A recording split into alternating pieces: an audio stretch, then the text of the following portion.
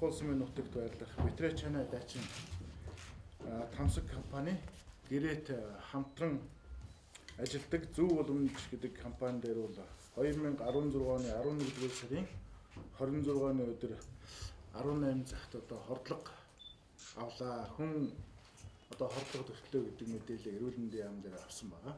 Тэгээд бид энэ яам дээр тодорхой хэмжээний ажлын хэсэг гаргаад тэгээд ухааны нөхцөл байдалтай танилцаад эрүүл мэндийн яамнаас түрүүн 5 хүн танилцуулсан. Энэ мэрэгжилтэн усудаа бол тухайн газар нутаг руу нь явж тэнд шуурхай арга хэмжээг авсан.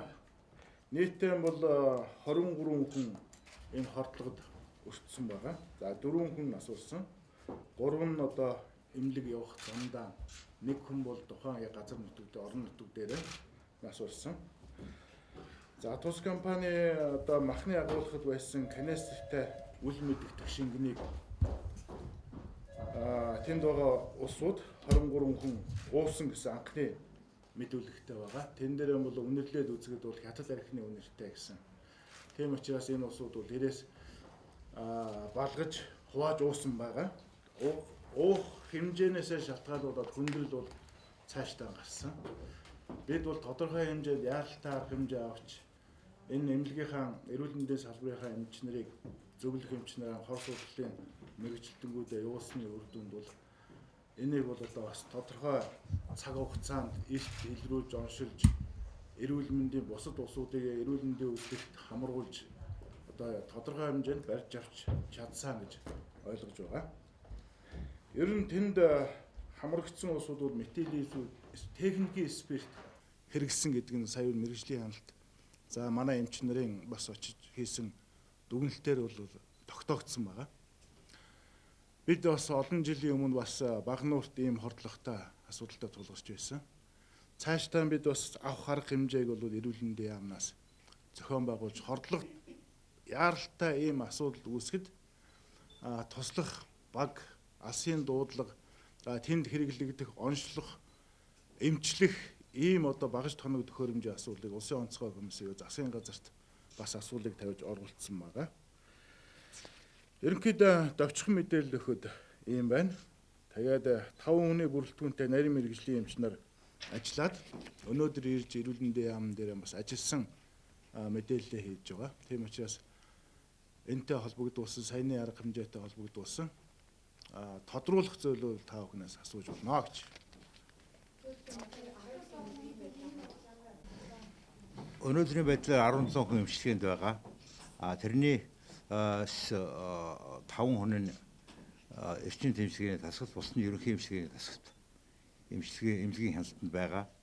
Энэ дээр эрүүл мэндийн яамны эндээс хамлагдж ирсэн багаас гадна манай дорнотын үсгийн онцлогоо эмчилгээний төвийн эмчнэр хамтарч нэг баг болж ажилласан.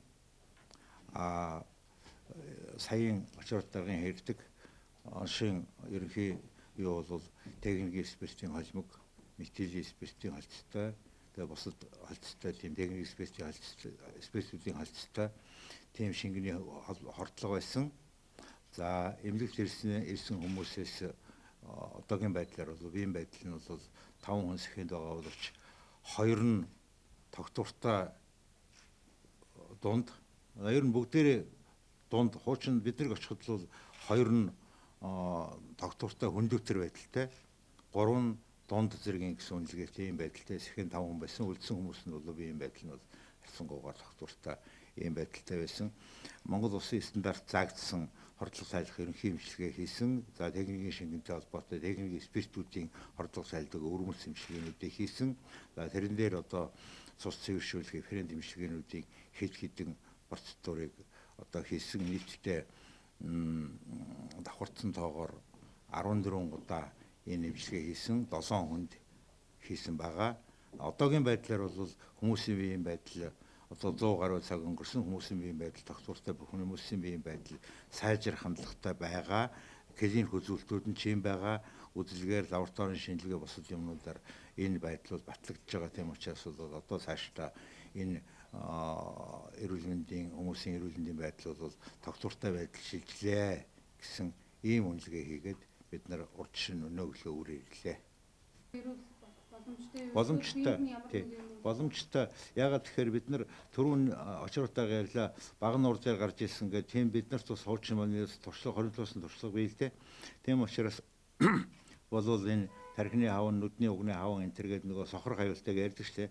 Тэр мөрнөөс урсан зэрэг нэлээд сайн амжилт хийсэн. Одоо бол тийм хүндрэл гарахгүй гэж үндсэндээ үзэж байгаа бид.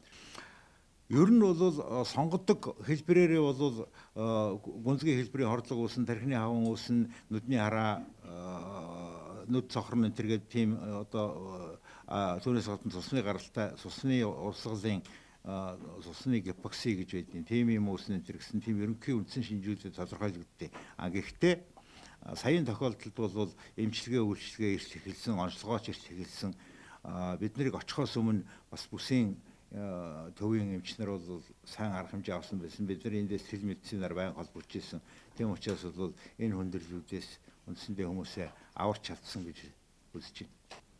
Насны хувьд л ер нь голдуу эдэр насны залуучуудаас эрэгтэйчүүд. Байгаа.